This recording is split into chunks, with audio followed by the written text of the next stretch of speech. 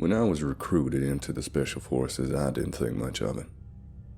They explained that all we would do is be paratroopers and go behind enemy lines, which at the time sounded kind of cool. Anyways, I was young and willing to take orders. How did you get assigned to the mission?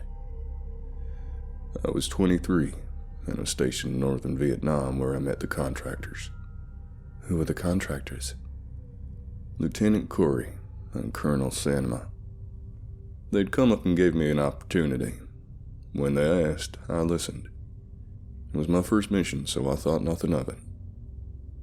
They took me to the headquarters at the base. Man, I know it's weird, but it seemed like it had a very long hallway. It felt like centuries had passed before we actually got to the meeting room. When we finally did, they sat me down in this large round table. They told me that if I were not to do this mission, I would have to back out now before any details were given. You know, the strange part is, I know they talked to me about that mission, but I don't remember. I don't remember anything about our briefing. Why? I don't know. What was the mission? I'm taking a big risk here telling you. You know that? If I tell you, you might not live to see tomorrow. I'll take my chances. They told me that a CIA cargo plane had crashed near a village in Vietnam a week ago. The cargo plane was carrying a secret biochemical weapon. It was called Bluegrass. Our mission? Go in and recover the weapon and take out anybody who was in our way. The mission was announced as Operation Forest Fire. How did you get to the village?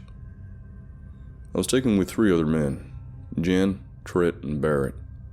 We went by Humvee to a city called Da Nang.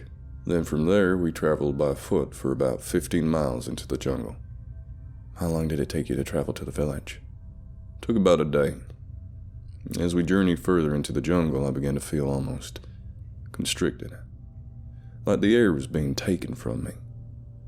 I also had the feeling that somebody was breathing down my neck, though someone was staring at me. Finally, when we began to get closer to the village, we noticed very peculiar things.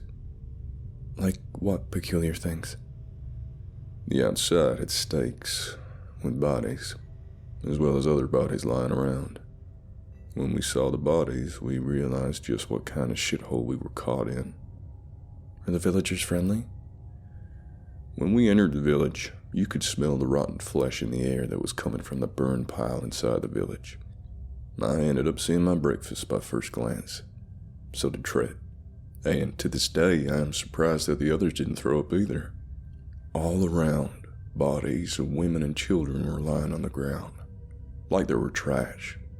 No burial, just tossed to the side like dog shit.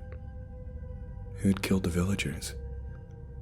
When we saw the bodies, we'd figured that the Viet Cong had passed through. We checked the bodies, but oddly enough, Viet Cong bodies were lying on the ground too. What did you do with them? I couldn't really do anything. Though my heart told me to do something, my brain was focused on the mission. Nothing else. As we were about to leave, we heard cries. Cries? Cries from who? They came from a girl. Sounded no older than 6. The cries seemed to be coming from a nearby hut. We went to investigate. As we gained closer to one of those only standing huts, the cries became sadder, more demented. When we finally reached the tent, it sounded like she was in our ear, crying. I opened the flap of the bamboo hut and saw a small girl. In front of her lay a mangled body. The body was a woman. Her black, matted hair and foggy gray eyes had sent a shiver down my spine, along with a pool of blood surrounding the woman. The girl was on her knees, staring at the body. I slowly walked to her, and as the moaning and crying got louder and louder, I could feel evil. The kind of evil that only Satan himself would give off. My fellow soldiers had warned me before I went in there that we couldn't help the girl, but I ignored them. Something about her was hypnotizing me. I was drawn to her. When I was only 2 feet away, the crying stopped. I finally opened my mouth and asked, "Are you okay?" She stood up and turned around. Half of her right cheek was missing, revealing nasty and bloody teeth, with flesh still between them. Her eyes were pitch black and full of darkness. Her skin on her arms had seemed to be slowly rotting away. Her nose was missing, and her hair was full of pores and loops and bald spots. When I slowly began to back away, she then looked at me straight in the face and whispered. As the soft and seductive whispers filled my head, I saw images. Of what, Mr. Wood? Of evil. Just pure evil.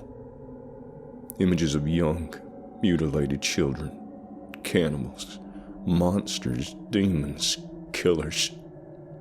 What happened next? She screamed so loud it almost made my ears bleed. I closed my eyes and fired my rifle. My bullet was followed along by my crew's bullets as well. With the sound of penetrating bone and flesh, we realized our mission wasn't even half done. Wow, that is horrifying. Tell me something I don't know. What did you do after the village? We followed the map that had been given to us by the contractors. We were about 20 miles away, and since it was already dark, we decided to just rest until tomorrow. After our tents had been pitched, we started to fire and aim out the MREs. That night, we hadn't said a word. We just sat there with the girl haunting our thoughts. We went to sleep early that night. It was around 4 a.m. when I started hearing noises outside my tent. It sounded like footsteps, which made me believe it was most likely an animal of some sort. But in the back of my head, I had a feeling that whoever was there was somebody I would regret seeing. So when I grabbed my rifle, I pretended I was ready, but I had no idea. Who was it? Mr. Wood. There were 3 people. All were naked and looked pale, like they hadn't seen daylight in their lives. All 3 were men. The men had no hair, and their teeth pointed out of their mouths, and they seemed to have no ears.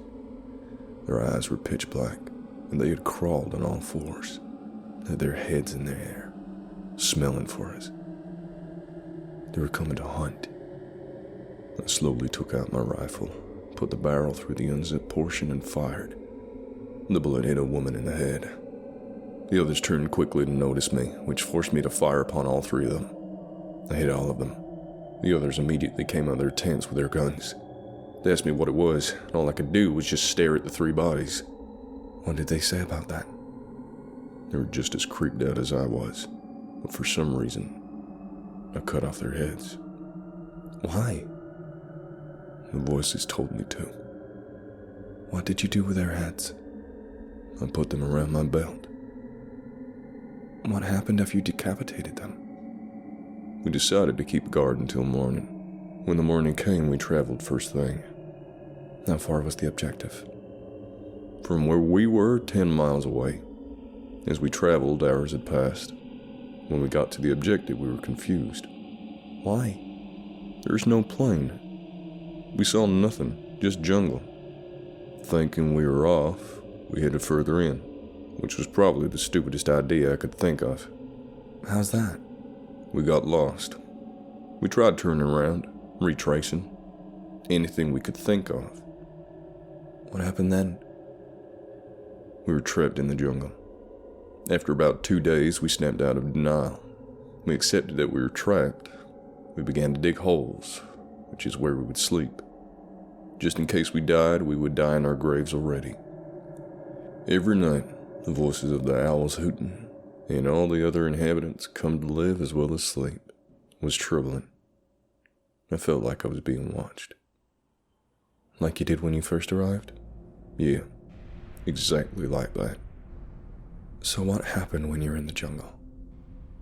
With our rifles, we were able to hunt. Birds mostly, but after a week, the ammo slowly deteriorated.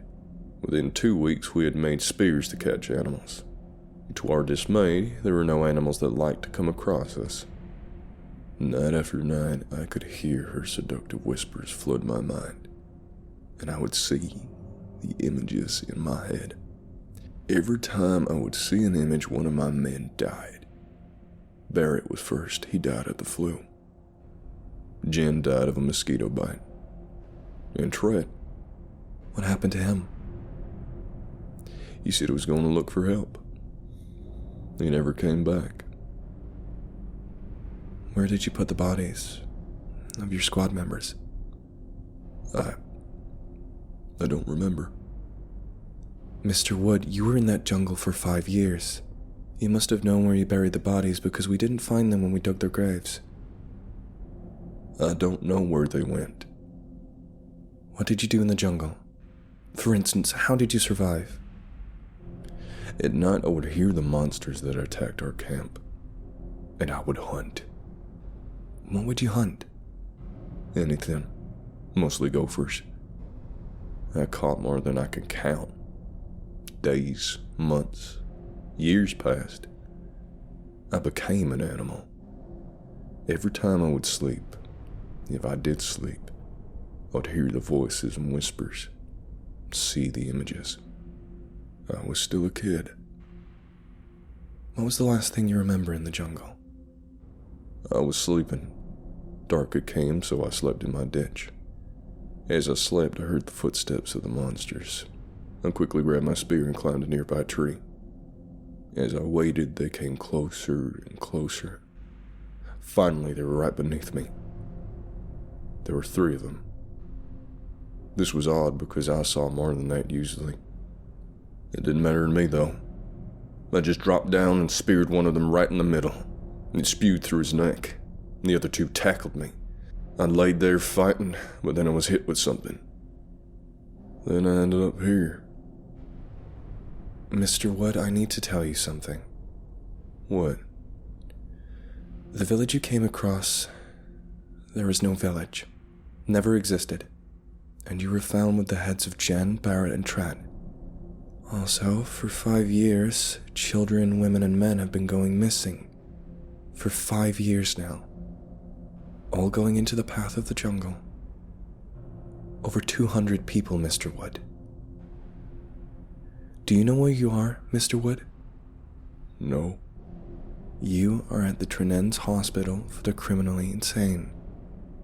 You've been here for 3 months. Do you know who I am? No. I am someone that will tell the truth. I'm the one that will expose our dark, hellish world that we live in. You were drugged, Mr. Wood. They brainwashed you for an experiment known as Operation Sanity. I'll get this story out, Mr. Wood. I will make sure that this interview is heard. At that moment, I had shaken his hand and thanked him for the interview. Now, for obvious reasons, I cannot disclose Mr. Wood's name or my name. What you read here is true. Please read and repost this before it's taken down. We deserve the truth. Sincerely, Anonymous Journalist.